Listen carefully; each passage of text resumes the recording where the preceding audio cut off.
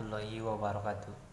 Nama saya Rizky Wandito Siregar, NPM 18050032. Di sini saya akan membawakan judul makalah yang berjudul Laporan Posisi Keuangan. Pengertian dari laporan posisi keuangan. Pada dasarnya, laporan posisi keuangan adalah jenis laporan keuangan yang dalamnya menyediakan kondisi harta, kewajiban, dan juga modal dalam waktu tertentu. Dalam posisi keuangan adalah laporan yang sifatnya sangat sistematis terkait posisi keuangan perusahaan, baik perusahaan jasa, dagang, ataupun manufaktur.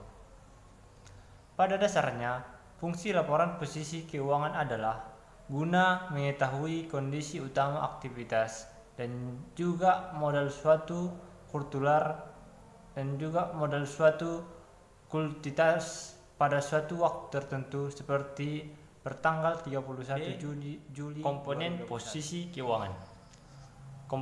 Komponen posisi keuangan ini terdiri dari 3 unsur utama, yaitu yang pertama aset, yang kedua kewajiban atau liabilitas, dan yang ketiga ekuitas. Yang pertama yaitu aset. Aset adalah kekayaan perusahaan ataupun entitas yang di dalamnya terdiri dari kas, piutang, biaya yang dikeluarkan di muka, serta aset tetap. Dan yang kedua, kewajiban atau liabilitas. Kewajiban adalah sesuatu yang terjadi tanggungan ataupun diselesaikan oleh pihak perusahaan ataupun entitas dalam jangka waktu pendek dan panjang. Yang ketiga adalah ekuitas. Ekuitas adalah modal entitas yang dimanfaatkan format laporan posisi keuangan.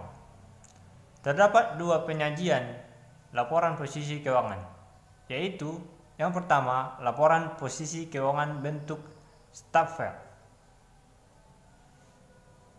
Laporan posisi keuangan bentuk Staffel adalah laporan keuangan yang disajikan dengan bentuk vertikal, yang mana setiap pos aset akan dilaporkan pada bagian paling atas, lalu diikuti dengan berbagai pos liabilitas dan juga ekuitas pemilik saham. Yang kedua adalah laporan posisi keuangan bentuk skontro. Laporan posisi keuangan bentuk skontro adalah format laporan neraca yang mana pos aset, kewajiban, dan juga ekuitas pemilik saham akan disajikan secara berdampingan. Sebelumnya perkenalkan, nama saya Aldi Alexander Ritonga, NPM 18050004. Saya akan melanjutkan penjelasan materi dari saudara Rizky Wandito Siregar, yang mana D. Cara membuat laporan posisi keuangan. Secara sederhana, terdapat 6 langkah dan cara membuat Statement of Financial Position, yakni yang pertama, mengidentifikasi dan menganalisis transaksi keuangan perusahaan. Yang kedua, melakukan pencatatan dan klasifikasi jurnal transaksi keuangan perusahaan. Yang ketiga, melakukan pemindahan atau posting hasil pencatatan jurnal ke dalam buku besar. Yang keempat, menyiapkan neraca saldo berdasarkan buku besar yang ada. Yang kelima, melakukan penyusunan kertas kolom berdasarkan buku besar.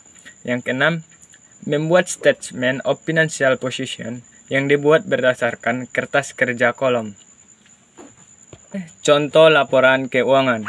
Secara umum, format dan bentuk neraca perusahaan dagang, jasa, dan juga manufaktur adalah sama. Bedanya ada beberapa jenis pos transaksi yang hanya terdapat pada jenis perusahaan tersebut. Contohnya berbagai pos barang dalam proses dan juga harga pokok produksi yang hanya terdapat pada perusahaan manufaktur. Mari kita bahas satu persatu. Yang pertama, laporan posisi keuangan perusahaan dagang. Perusahaan dagang adalah salah satu jenis perusahaan entitas yang berfokus dalam bidang perdagangan. Contohnya perusahaan air minum yang menjual produknya pada para konsumen. komponen utama yang terdapat dalam laporan neraca perusahaan dagang adalah sebagai berikut. Yang pertama, aset. Dalam hal ini, aset terbagi menjadi dua jenis. Yang pertama, aset lancar, seperti dana kas dan dana setara kas, piutang, persediaan, PPN, dan lain-lain. Kedua, aset tidak lancar, contohnya adalah investasi pada entitas lain, fixed asset, beban yang ditangguhkan, dan lain-lain.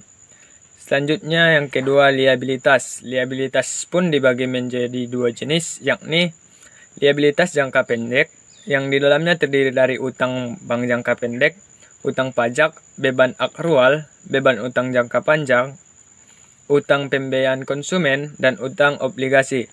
Sedangkan liabilitas jangka panjang, yang di dalamnya terdiri dari utang jangka panjang, liabilitas imbalan kerja karyawan ataupun sering disebut dengan gaji, penghasilan yang ditangguhkan, dan utang sewa pembiayaan.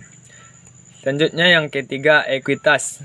Laporan posisi keuangan yang ada dalam bagian ekuitas perusahaan dagang terdiri dari modal saham, tambahan modal yang disetor, dan retained earning. Agar lebih jelas lagi, perhatikan contoh Statement of Financial Position perusahaan dagang. Yang kedua, laporan posisi keuangan perusahaan jasa. Laporan posisi keuangan perusahaan jasa akan lebih menggambarkan posisi keuangan perusahaan di tanggal tertentu yang akan menginformasikan kondisi aset, kewajiban, dan ekuitas pemiliknya. Contoh perusahaan jasa adalah perusahaan yang menjalankan usaha pada bidang asuransi, kerugian, juga reasuransi. Agar lebih membantu Anda dalam memahami Statement of Financial Position perusahaan jasa, berikut ini kami sajikan beberapa komponennya. Yang pertama, aset. Di dalamnya terdiri kas dan bank, premi, investasi, deposito berjangka, efek, properti, logam mulia, dan pajak dibayar di muka. Kedua, liabilitas, yang mana terdiri dari utang klaim, utang komisi, utang pajak, beban akrual,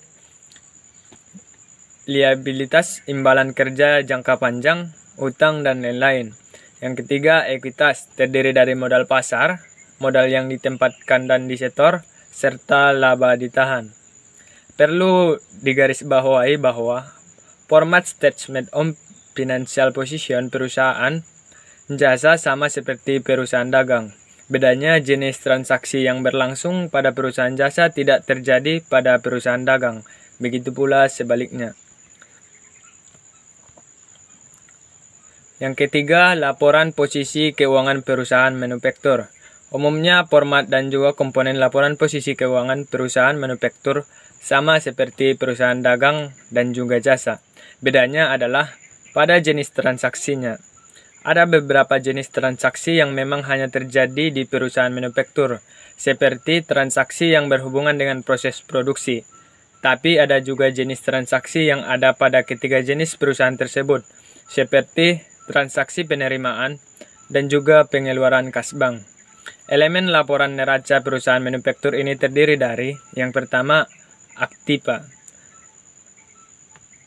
A. Aktiva lancar.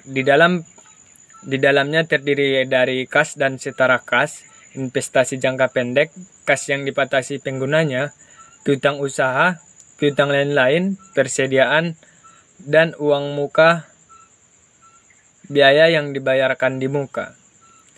Kedua, aktiva tidak lancar, yang di dalamnya terdiri dari aset tetap, estimasi, tagihan pajak, aset pajak tangguhan, penyertaan saham, aset tak berwujud, dan aset yang digunakan dalam operasi. Kedua, kewajiban. Kewajiban dibagi menjadi dua. Yang pertama, kewajiban lancar. Yang kedua, kewajiban tidak lancar. Ekuitas pemilik saham. Di dalamnya terdiri dari modal saham, saldo laba, tambahan modal disetor, penghasilan komprehensif lainnya. Mungkin sekian yang dapat kami jelaskan. Saya akhiri dengan salam. Assalamualaikum warahmatullahi wabarakatuh.